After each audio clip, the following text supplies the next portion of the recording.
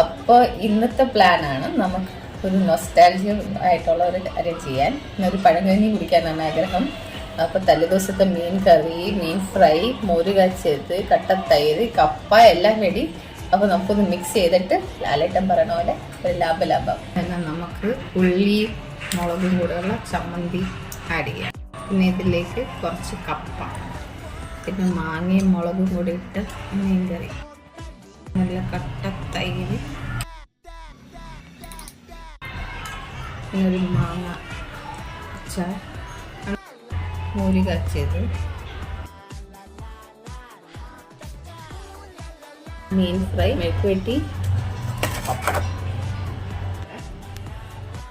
തൈര്, അച്ചാർ, മാങ്ങ, മീൻ, കപ്പ എല്ലാം കൂടി നല്ലോണം നമുക്കൊന്ന് ഞെരടി കുഴയ്ക്കാം. ലാസ്റ്റ് കഴിക്കാൻ നേരത്ത് ഒരു പപ്പടം കൂടെ പൊടിച്ചിട്ട്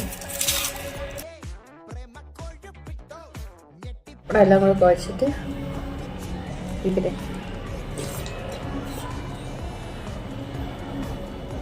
ഒരു രക്ഷയില്ല എന്ന് പറഞ്ഞാൽ ഒരു രക്ഷയില്ല, നോസ്റ്റു ആയിട്ട് തന്നെ. അപ്പോൾ നമുക്ക് കഴിച്ചാലോ.